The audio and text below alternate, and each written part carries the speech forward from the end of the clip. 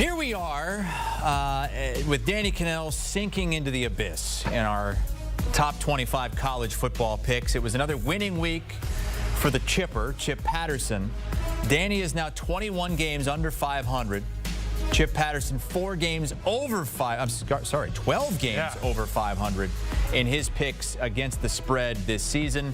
So look, either it's going to turn around for Danny and you should start tailing him, or I mean, he's given you winners, easy winners if you just go the other way. I am the Chicago White Sox of giving picks right now. This is a historically bad run. It's just go ahead and fade me, and I'll just send me some commission on that too, because it has been that bad. You can feel pretty safe about it too. That's Danny Kanell. That's Chip Patterson. I'm Chris Hassel. We are going to pick every ranked matchup against the spread, and we're going to start with a couple of Friday games, Chip. It's one in the Big Ten, and we're going to be seeing a lot of this season. Big Ten playing Friday night games. Oregon is hosting Michigan State. Big spread here. Oregon starting to turn things around a little. And Chip, Dillon Gabriel is like the college version of Jaden Daniels. Over 80% passing so far this season. Yeah, and he's stepping right into that system run by Will Stein at Oregon that saw Bo Nix have one of the greatest completion percentages seasons ever in college football history. And I think that his mastery of that system is only going to improve. I loved seeing what Tez Johnson was able to do in the Ducks last time out, being able to get that win. I mean, they didn't get the cover against UCLA, and it's actually something in that I'm going to be taking notes on, because what I'm looking at as the best bet for Oregon against Michigan State is that you want to take care of your business early, and then you want to just cruise to an easy win. So our best bet's going to be Oregon in the first half, minus 13.5, because what's that on the schedule coming up next? Oh, yeah, a visit from Ohio State University. And so this is not going to be a spot where you want to put anything on tape. You don't want to get too fancy. You want to establish a big lead and then defend it the rest of the way. Remember, Michigan State limping into this game after not being able to do anything against the Buckeyes. I don't think they're going to be able to do much more than 7 to 10 points against the Ducks. So let's just go Oregon first half, and then they cruise on and get ready for Ohio State. I like the way you're thinking. I went ahead with the full game, but very similar mindset about what the look-ahead game is and how you're trying to get everybody healthy and you get the starters out, hopefully, in the second half if you're Oregon. And then there's the opportunity for Michigan State, who's still in this rebuild year with Jonathan Smith and Naden Childs, the young quarterback, where every single rep matters and every score that you potentially get makes that much more respectable, and you start believing in yourself a little bit more. So you're trying much harder than Oregon will be in the second half. I'll go ahead and take the full game total, the 24.5. It's just too much for me, a large part because of where this game resides on the schedule.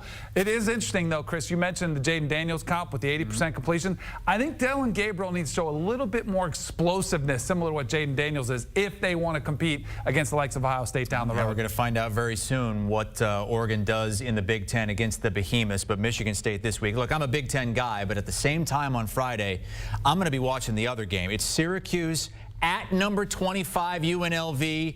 UNLV somehow looked better without Matthew Sluka last week in basically a virtual pick'em against Fresno, and they end up winning by 45. They are laying 6.5 at home against Syracuse. You know, it's amazing. They did look better at quarterback, but the bar wasn't exactly that high with Matthew Sluka, of course, redshirting and going into the portal. He was only at 43% completion percentage, and Hodge Malik Williams came in there and lit a spark. He threw for 3 touchdowns, rushed for over 100 yards. He was phenomenal in that game. That, to me, was the galvanized game where that locker room came together and they were like, all right, this is a huge game. We've dealt with adversity. And they gave it their absolute everything. Now Syracuse comes to town, and I actually like Cuse here in a spot where they have to go on the road, but Kyle McCord has been playing really well. This is a key year for Syracuse to get a win like this. And UNLV is not an easy out. I don't know if Syracuse will win this game, but I do think they'll keep it close enough. Kyle McCord, 15 touchdowns, 5 interceptions on the year. I think this is sort of a little bit of a shootout game. It does make me nervous. UNLV has already beaten 2 Power 4 opponents, but I think this one will be close to the wire, a field goal game. So give me Syracuse in those points. Yeah. I upgrade UNLV offensively with the change. Malik Williams is able to help take advantage of some of the talent that UNLV has on the outside, namely Ricky White, who might be at wide receiver the best player at any position for this whole Rebels team.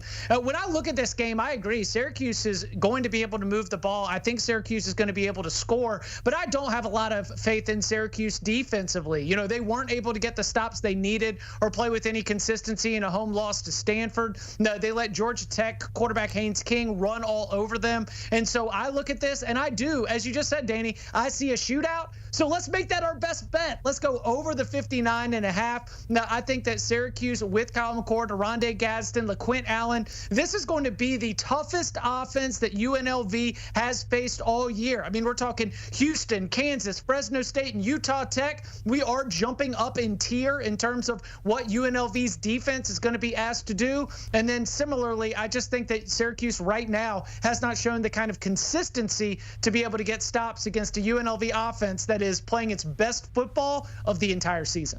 UNLV ranked for the first time in program history, and they barely got there. They had one voting point got them there in the AP poll because they are tied with Texas A&M at number 25. The A&M Aggies at home, slight favorite against the Missouri Tigers. Danny, this is the only ranked-on-ranked matchup of the weekend. It's a fun one, too. So what do I believe here? Do I believe the number in front of Missouri's name, that ranking there that says number 9, or do I believe what I've seen on the field with an overtime win against Vanderbilt or a very tightly contested game against Boston College, who needed a comeback win to beat Western Kentucky this past weekend? I'm going to go with what I've seen on the field, going into one of the toughest environments that's out there at Kyle Field, out there in College Station, and a new quarterback in Marcel Reed, who has really infused some life into this Aggie offense after Connor Wigman was hurt.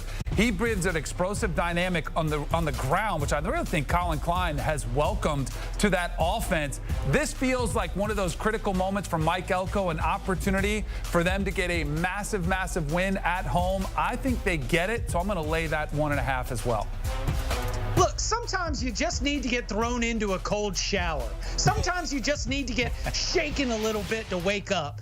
I think that they spent too much time in the comfy confines of Columbia, Missouri, and now it's time to let the Tigers out of their cage. Because here's what happened with this group last year. They only had 4 true road games. But what did they do in all of those true road games? Cover the daggum spread, 4-0 against the spread. That included a win at Kentucky as an underdog and also a close loss at Georgia as a 15-point dog. And I think that that's what we're going to see from a Missouri team that brought back so many of the pieces from last year's squad that did a good job of taking care of business on the road.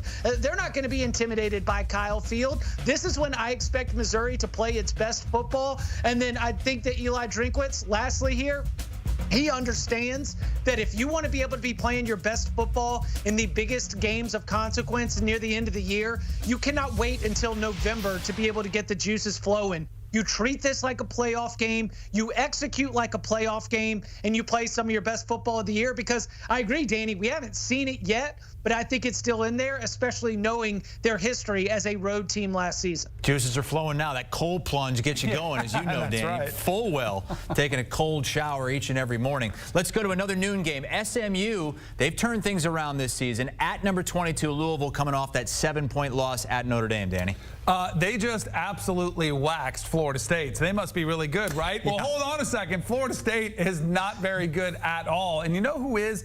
Even though they're coming off a loss, I'm a believer in Louisville and what Jeff Brom has done. I thought they represented themselves more than, well against Notre Dame on the road in South Bend. Now they come home in sort of a must-win type of situation to get things back on track.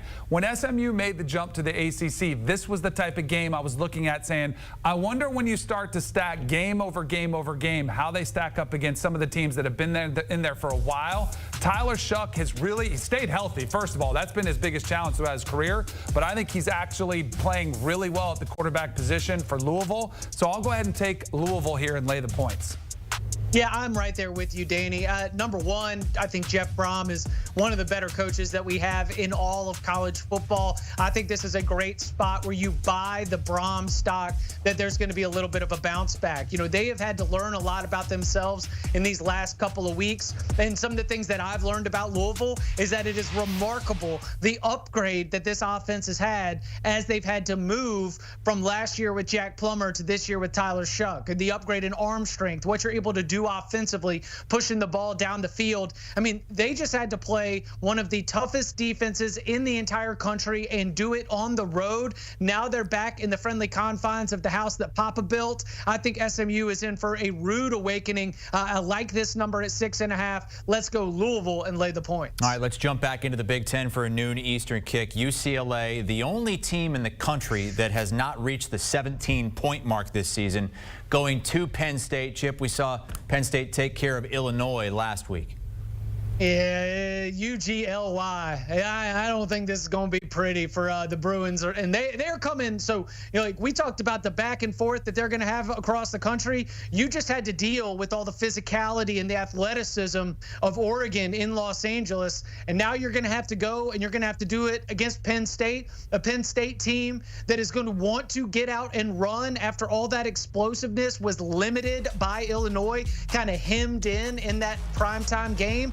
I think Penn State's going to come out, and I think they're going to try to go put a 40 on the board. And like you mentioned, I don't have a lot of confidence in UCLA being able to score, especially against this very, very strong Penn State defense. UCLA was limping around in that Oregon game. Ethan Garber's just towel over his head, just trying to gut it out. I mean, this is a bad matchup for a team dealing with body blows against one of the best teams, not just in the conference, but in the entire country. And so last week, maybe a little closer than they expected against Illinois on the scoreboard, but on a down-to-down basis, I thought Penn State was whipping them. This time, they'll whip them on a down-to-down basis, but it will show up in the scoreboard. I'm going to lay them with the Nittany Lions. I am right there with you on this one. UCLA, they actually played with LSU pretty well for a half, and I wonder if that was the last-ditch effort that you got from UCLA's squad before, as you mentioned, they got banged up. Ethan Garbers took a huge hit at the end of the first half, and then it really hasn't been the same since that moment. I think you better watch out for Abdul Carter, one of the better rushers in the Big Ten. Keep an eye out for wherever he is, and I'm with you. I think Penn State's offense, who had a really tough challenge against Illinois, didn't get those big plays. I think they get them against this UCLA team. I'm going to lay them here and not even sweat it at all. All right, Danny. We've got a doubleheader on CBS coming up this week. It's not just the Big Ten on CBS. We also have Navy and Air Force. Iowa taking on Ohio State at 3:30 Eastern time. We'll pick that one as Navy, again, tries to stay unbeaten against Air Force as well. Best Bets, presented by FanDuel here on HQ as we continue to pick our college football games against the spread. We've got a doubleheader on CBS. Iowa, Ohio State is the Big Ten game at 3:30, right after Navy puts its perfect record on the line on the road at Air Force, a service academy game. And that is where we're going to start. Chris Hassel, Danny Kanell, and Chip Patterson. This Navy line is single digits. Navy minus 9.5 on the road. The total's way down at 34.5. But Navy, Chip, averaging 46 points per game. The last time they averaged more than that was over 100 years ago, 1918. What do you like? Oh, I like Navy. I lay these points. We are talking about a team that by many metrics is one of the 25 to 30 best teams in all of college football. We're talking about a team that currently sitting at the top of the American Athletic Conference standings is a legitimate contender already with that head-to-head win against Memphis to go and win a conference title, and therefore be in the running for a spot in the college football playoff, and none of it is a fluke. The way that this offense is being run is at an extremely high level. You know, defensively, they are able to go out there and get timely stops. And in this matchup against Air Force, this is as down bad as we've seen the Falcons in a very, very long time. You know, the things that are particularly concerning to me is Air Force has been really, really struggling to run the football. We know that they try to have that quadruple option going with explosive passes too. They can't throw the football either. The offensive struggles for Air Force are going to limit what they're going to be able to do in this game. And so, I'm all about the Service Academy unders, but for the best bet, it is going to be Navy winning this thing by double digits. Speaking of those Service Academy unders, the last 10 years, unders are hitting at nearly 90% clip. Danny? Yep. We know what your overall record is this year. Yes. I kind of liked Navy here, but I don't want my stink all over Chip's pick. So I went the over here. Now, do you also know, by the way, I am 2-0 picking Iowa overs this year. Okay. So they have been traditionally a winner on the under. You mentioned the 46 points per game, which has been a record that we've seen. I wonder what that record against the unders is over the course of the history of this game. We'd have to see. But I think Brian Newberry's done an outstanding job with this Navy team, evolving the offense to a place where it's not just your traditional triple option. They've really kind of mixed things up, and Blake Horvath has been a quarterback that is really starting all of a sudden 7 touchdowns, 1 interception. At this point in the season, those might be a season tally at the end of the season traditionally for Navy. Now he's already got them here. I think they might go over this total on their own. Chip mentioned Air Force's struggles. Troy Calhoun, one of the longest tenured coaches in all of college football. It has been a rough start for them. I think he'll get their best effort, but Navy is a wagon right now. Navy and the over in this game for Danny Kanell. He's going to kind of try to reverse the juju here, the bad juju early on in the season. Well, hopefully that works for you. Let's go to the 3:30 game on CBS. It's Iowa at Ohio State. This number has come down. It opened up 23.5. It's come down now to 19.5. But here's the big stat. You go back to last year, and Iowa has a very similar team from last year. Against their 3 ranked opponents, Iowa was outscored 92-0, Danny. That's not good. That's not optimal, especially when you're talking about one of the best rosters that we've seen in Ohio State history they're going to have to go up against. I love it here that it's under that 3-touchdown number at 19.5. Cover 3 earlier, we were talking about who's the best player on this Ohio State offensive alone. We came up with Jeremiah Smith, Seth McLaughlin, and Travion Henderson. And there could be other players who'd be upset we didn't pick them in Emeka Egbuka and Quinshon Judkins and others. This team is absolutely stacked. I think Caleb Johnson has been an awesome find for Iowa in their rush game, but I don't think he can win this game by himself. I think it's a big game for Ohio State. I know they have the look-ahead game, but Iowa is a brand that they will be focused on, and I think they win and cover easily. Danny, it was right there for you. It's in your bag. It's a tool in your toolbox, and you're just going to leave it. I'll pick that hammer up, and I'm going to go over. Okay, it's another Iowa over, and also lining up with one of the best Ohio State offenses that we've seen in the modern era. Look, I see that there have been times during Ohio State's start to the season, even against lesser opponents, they can take a drive or two off. I could see a time where Tim Lester is able to dial up an explosive play, which of course is going to be Caleb Johnson just getting a numbers advantage. But look, Caleb Johnson has shown the ability that if you give him an inch, he'll take a mile and he'll be able to break off a long run. I think Iowa is not going to have a 0 in the points column here. I think they can go and get us 7, 10, maybe even 13 points. And then of course the Buckeyes are going to be able to do the rest. We are a half point under the key number of 45. This is a time where the Iowa overtrain continues, and Ohio State, which we know is good for 35 to 40 points, they can go and take care of the rest. So let's go. And the overtrain rolls on for the Hawkeyes. Yeah, I kind of like that. I mean, I said Iowa is a similar team to last year, but there are some big differences. They've been able to score points, averaging over 30 a game, and they've given up big plays as well, and they haven't faced a team quite like Ohio State just yet. Let's move to a rivalry game.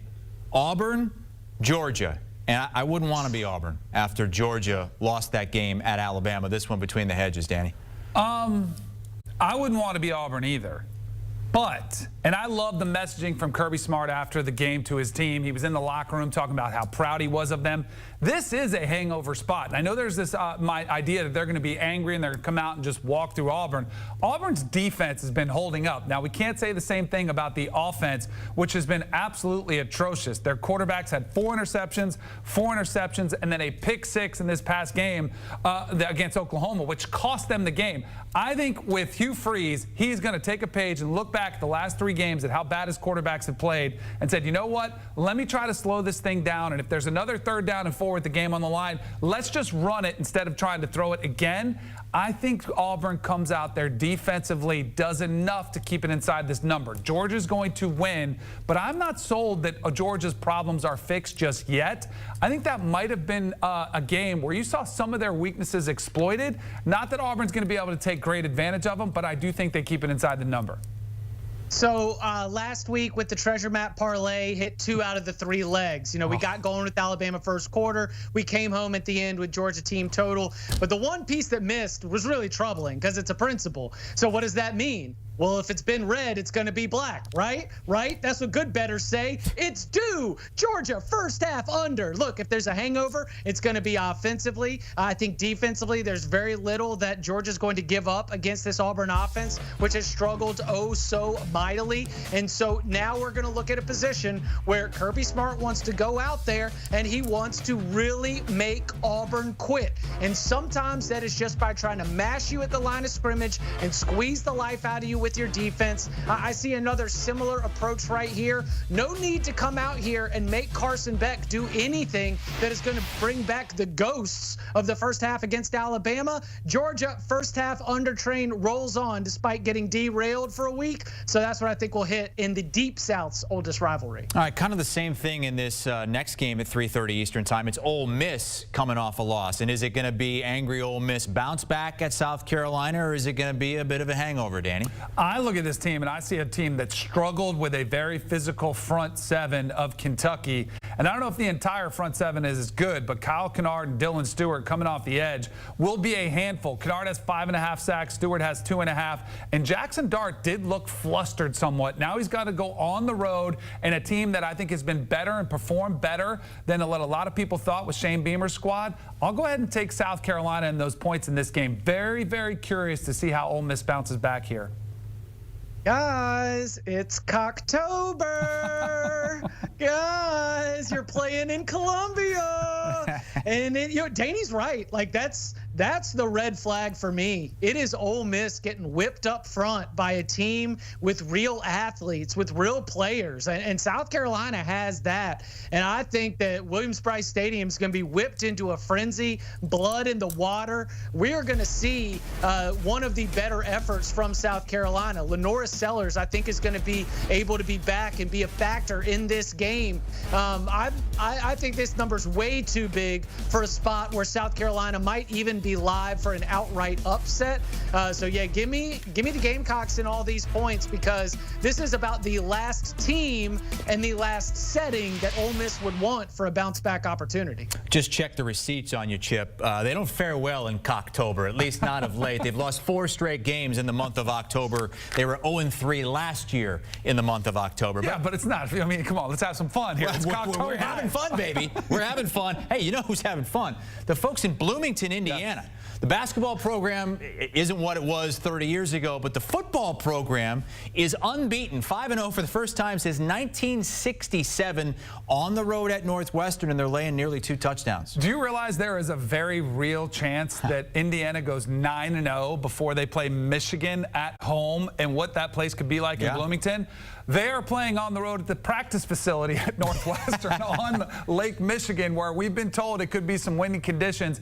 I don't think it matters. Northwestern very clearly in a rough year for them, even by their standards. Indiana is on fire right now. Typically, you may be worried about a little bit of a letdown spot, but this is a spot they haven't been in some while. Curtis Rourke brings leadership to the position as a 5th-year guy, even though he's a first year in the program. Kirk Cignetti has infused some life and belief. I think they go out there and they win easily by the 2 touchdowns. Right there with you, Danny. And you mentioned something on CBS Sports Network earlier that I love and agree with. There's a maturity, a kind of maturity that you might not have in a lot of situations when it's a first-year coach, when it's a roster that's had a lot of portal additions. But there is something about the continuity, either from the coaching staff and the players from James Madison, or this just reflects incredibly well on Kurt Cignetti as somebody who can deliver a message to a locker room and get them all to buy in. I don't see any let up in Indiana. I'll lay the points. The old lung dart, Kurt Cignetti, off to a great start there with Indiana. They haven't won at Northwestern since '93. But Danny, as you mentioned, they're not playing in a real stadium this time. It's the soccer field on the lake. Here are the picks, the best bets from Danny, from Chip. There are a couple of agreements. Danny's starting to copy Chip's work because he's been doing so good. South Carolina plus the 9.5, Indiana minus the 13.5. Iowa is getting 19.5 points at Ohio State on Saturday, 3:30 Eastern. Brad Nessler, Gary Danielson, and Jenny Dell on the call. On the other side, Florida State turning to Brock Glenn against suddenly potent Clemson. And Alabama's first game as the #1 team in a couple of years on the road in the SEC. Continuing our top 25 picks, and here's the late afternoon, early evening slate. Alabama now #1 in the AP poll after the win against Georgia on the road to Vanderbilt. Florida State, 2-touchdown dog at home to Clemson. Boise is just rolling teams right now. They're 26.5-point favorites against Utah State. And Iowa State is still perfect. They're hosting Baylor. Let's start with the Bama game.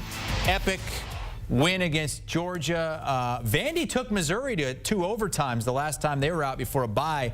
Is this a rat poison game for Alabama? It absolutely could be. You mentioned Vanderbilt, the game they had, the overtime game against Missouri. How about them beating Virginia Tech earlier this season? I think this is a game of what Vanderbilt are we going to get? Are we going to get one of those two versions, or are we going to get the version that lost to Georgia State? I'm going to say they get the best version in a spot where this is your ultimate rat poison game. Jalen Milroe's favorite for the Heisman. They're #1 in the country. And in a spot where this was a Nick Saban specialty game, not letting the letdown. I do wonder how Kalen DeBoer handles this success as well. I don't think they're going to lose the game, but I do see this one as they could come out a little bit flat. It's not anywhere near the type of atmosphere that we saw against Georgia. But watch out for Diego Pavia potentially making some plays against a secondary which did get exposed somewhat in that second half. I'm going to take Vanderbilt in the points here and a little bit of a letdown spot for Alabama. Yeah, I'm going to go and think that Diego Pavia is going to have success. I think Diego Pavia can go out there. He can lead a couple scoring drives. I would not be surprised at all if that Vanderbilt team has a very good plan. But here's the issue for the Commodores, at least when it comes to keeping this thing close, is that they do not have the athletes to be able to contain Jalen Milroe and the rest of these Alabama offensive weapons. And so when I'm looking at this game, I don't want to have to sweat the spread. I don't want to ask Vanderbilt to play above their head.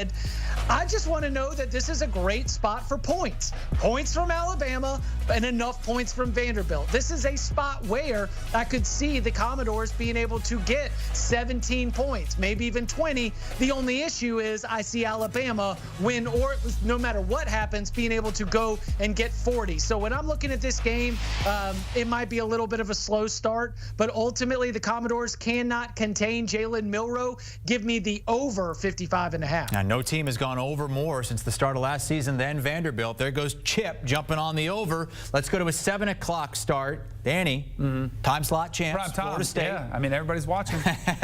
2 touchdown dogs at home against Clemson. DJU out, Brock Glenn in. Yeah, let the Brock era begin with Brock Glenn getting the opportunity to step in here. This young man has been put in some really tough spots. He had to start against Louisville in the ACC championship game, then had to start in the Orange Bowl against Georgia where they were surly and he didn't have half his team around him. And now he's got to come in a less than stellar team when they have a Clemson team coming in there and look to exact some revenge on what happened last year. That being said, I would lean towards Clemson, but I do wonder if the change at quarterback, where I think there's been some frustration at the lack of offensive success, Brock Glenn brings some mobility. If that infuses life in a defense, which, yes, they got trounced last week against SMU, but they still have talent. I still think you'll get their best effort. And I'm not 100% sold that Cade Klubnik and Clemson's offense is just going to walk up and down the field on the road. So I'll take the under in here, in large part because I don't know if Florida State scores very many points either. But I think maybe there's a pace where they settle it, slow it down a little bit, try to keep Clemson at bay. So I'll take the under in this one. Danny, keep that under coming on Thursday. I need to run some Chipalytics. I might be on the other side of that one. But for now, we're just going to go with the best bet. And the best bet is to take Clemson and lay the points. This is a team that they have done a fantastic job of coming out and laying the hammer right from the beginning of the game. And I wonder where Florida State is going to be at. I wonder where that Florida State home crowd, how they're going to react if Clemson's able to repeat that going into Tallahassee and just getting the fast start. Beware of the back door, though, because whether it was NC State or Stanford, the last 2 times out, that Clemson defense, as they've kind of let off the gas, have allowed some late scores that have made what were covers in both situations something that were in doubt. So I've got to continue to crunch this. I might like the over because of that backdoor potential, but right now, as we're sitting here, I'm going to go with what I know, and what I know is that Cade Klubnik and Clemson's offense are going to be able to put it up on a Florida State defense that has fallen well short of expectations, like in the short of expectations so far this season. They fell down the well, and they'll never get out.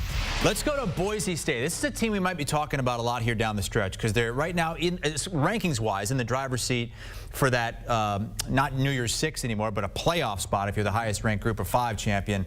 Ashton Jeanty, he's a Heisman contender. The guy's averaging over 200 yards on the ground a game, 3 touchdowns a game. He has been absolutely spectacular. He is one reason that I like Boise State to lay the points in here as well. Utah State is also atrocious, but you throw in what you mentioned there, Chris, as he is a Heisman contender, legitimate Heisman contender right now, and I think everybody about Boise knows what's at stake, that they have to do something special. So in a game where you might have a tendency to say, let's get him out of there, get him some rest, you're instead going for potential record-setting season for Ashton Jeanty. I think they roll through this team. Boise State is right there, and even in a loss against Oregon, he went for 193 and 3 touchdowns. I'm going to say this is a big Ashton Jeanty stat game, so give me Boise State. Yeah, this is so bad for Utah State. You were one of the worst run defenses in the country, going up against one of the best running backs in, like, I don't know, the last 10 years, 15 years, maybe since Melvin Gordon, maybe even further than that. I mean, he's on pace for 3,000 yards. We were debating on the Cover 3 podcast how many yards he needs to get to win the Heisman Trophy. Those are the kinds of conversations that we are having. I do think he stays in the game. I do think he continues to run, which is why I'm going to go with the Boise State team total over 47.5. I think that Boise State keeps their foot on the gas all 4 quarters, and as we flirt with 50, we cash our ticket. All right, from the blue field to what's going to be a whiteout in Ames, Iowa. The Iowa State Cyclones 4-0 for the first time since Y2K. They're wearing all white uniforms.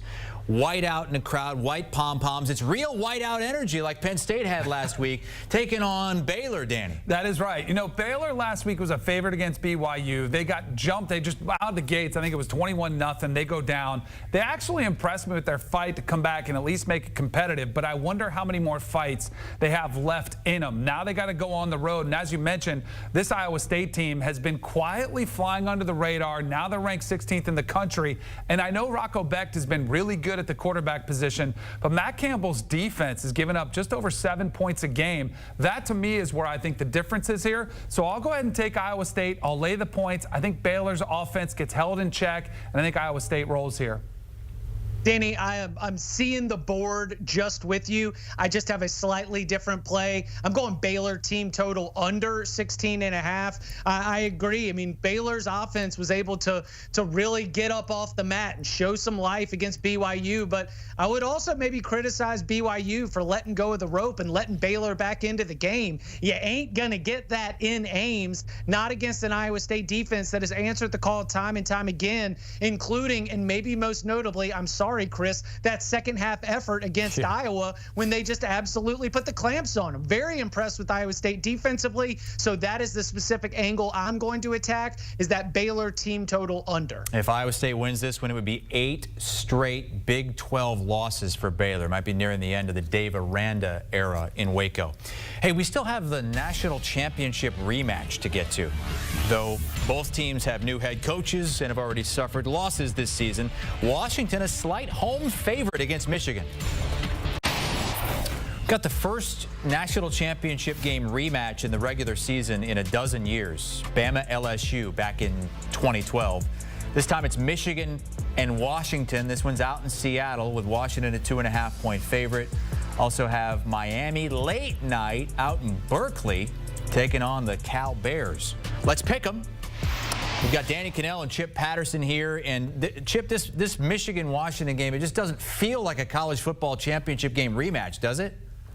No. I mean, but we got different coaches. Our starting lineups are almost entirely different quarterbacks. I mean, it is huge for reasons that exist beyond last year's national championship game, mainly the proud and rich tradition of these two programs, and also both of these teams already with a loss, trying not to fall too far behind in the Big Ten standings. I love the desperation of this game. I love how both these teams are imperfect, and yet they've got a lot going for them. And I think that for Michigan, this is a fantastic chance for them to remind the nation of how difficult it can be to play a team that has the advantage that they do at the line of scrimmage on the defensive side. Because while Washington has had a good start to the season, not great start, but good start to the season offensively, Will Rogers, 10 touchdowns to 0 interceptions. That offensive line, entirely remade from where it was a year ago, has not had to face a defensive front like what they will get from Michigan. So I like Michigan, and I will take the points, but I think Michigan wins straight up. Wow, you're going to go against a staff that has a Belichick and a Carroll on it. That's right, Steve Belichick and Brennan Carroll, sons of Bill Belichick and Pete Carroll, run both offensive and defensive schemes for the Washington Huskies. That is not why I'm picking this one, though. This is about the concern I see in Michigan offensively, where Alex Orji has really struggled. They're about as one-dimensional a team as some of the service academies with how much they run the football and how little they pass. When they did try to pass, Alex Orji had a really ugly interception against Minnesota, brought Minnesota back in that game. I do think this is going to be a defensive bloodbath, but I think Washington has been playing really well this season despite the turnover on that roster. Will Rogers has brought stability, not turning the football over. Jonah Coleman has been running the ball with some success. I don't think there are many points scored at all. Give me Washington and the under in this one in a pretty fun environment in Seattle. Okay, 2-for-1 special there from Danny Kanell. Washington and the under. He's going to try to nail that and get it back into standings. Tennessee at Arkansas. It's number 4, Tennessee, off the bye. Arkansas only has 2 losses this season, only by 1 score against ranked teams. And I'm going to say this one's another closer game. Feel like we haven't seen Tennessee since that Oklahoma game where they kind of called off the dogs in that second half, and we saw Nico and Josh Heupel shut it down somewhat. I think this has backdoor cover written all over it. I know Tennessee's front is really physical and they can get after the quarterback, but what did we see in that game against Oklahoma? When they made the switch to a more mobile quarterback, all of a sudden Hawkins provided some life. They were able to kind of keep that game competitive, and that's what Taylon Green brings to the table for Arkansas and Bobby Petrino. So I'm going to say Tennessee wins, but this Arkansas team behind Sam Pittman, they have embraced the hog, at least from a fight standpoint. They are still competing hard, which I think matters in a game like this. I'm going to say Arkansas keeps it inside that number.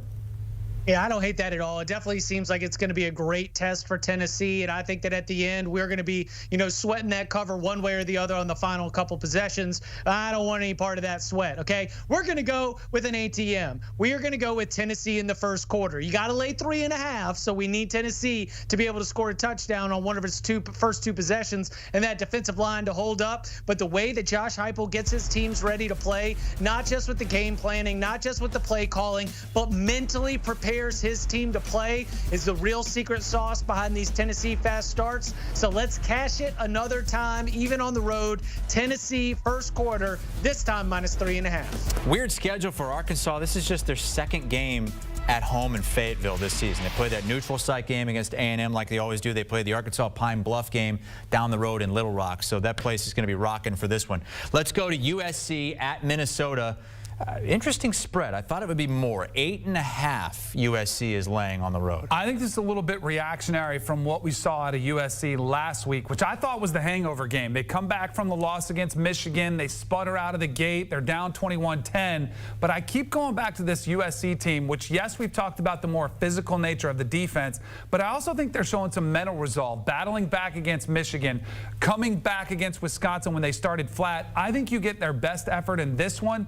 Minnesota, I don't know how they're going to move the football very much. I know Brosmer played pretty well last week, but I think USC's defense is a different story, and Miller Moss has been playing really well for the USC Trojans. I think they win here by double digits, so I'll lay the number. Too small. oh my goodness, they're too small. So Minnesota's defense has not had to face a confident passing attack, and certainly I would say that USC has that. And when we remember where it went south for Wisconsin, it was because they just simply did not have the bodies to be able to handle the athleticism, the physicality, and the size of USC's wide receivers. And I was looking all up and down Minnesota's depth chart, and gentlemen, it's a lot of 5'10", 180. It's a lot of 6'1", 190. Oh, your strong safety is 6'2", 210.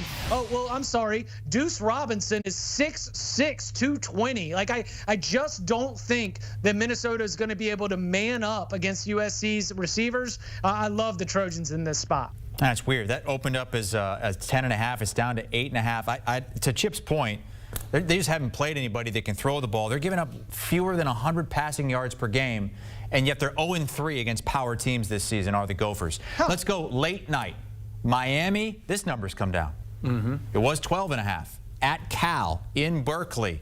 10:30 Eastern time kickoff. It is now 10.5, Daniel. I think there's a lot of smart people getting on Cal here, realizing you mentioned a late start. It is across the country. This was one of the moves when we saw Cal and Stanford added to the ACC about the travel issues that could crop up. So Miami comes off that emotional game against Virginia Tech with the controversial Hail Mary, non-catch at the end of that game. They've got to ramp it back up against a Cal team where Justin Wilcox's defense has played really well. Their offense has been good enough, and we already saw them go on the road to Auburn and beat them. We saw them play Florida State really tough in a game they might have actually could have won that game. I think you get their best effort. We're going to see a ruckus crowd out there, which we haven't seen in some time. I think Miami could be in for a surprise with the fight they're going to be hold on their hands. I think Miami dodged the outright upset. That's too many points for me, especially if it's over that double digits.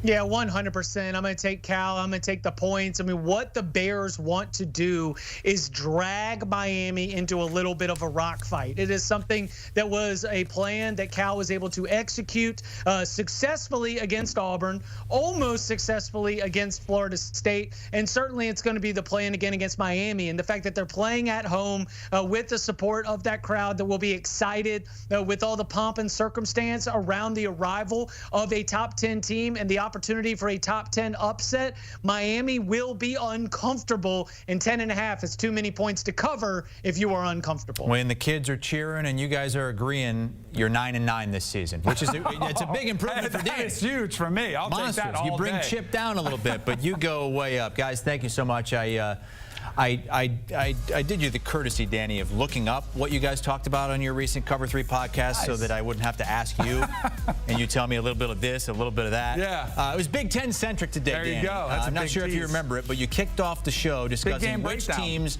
are under pressure in their game this week. Got Iowa, Ohio State, Michigan, Washington, and many more. Check out the latest Cover 3.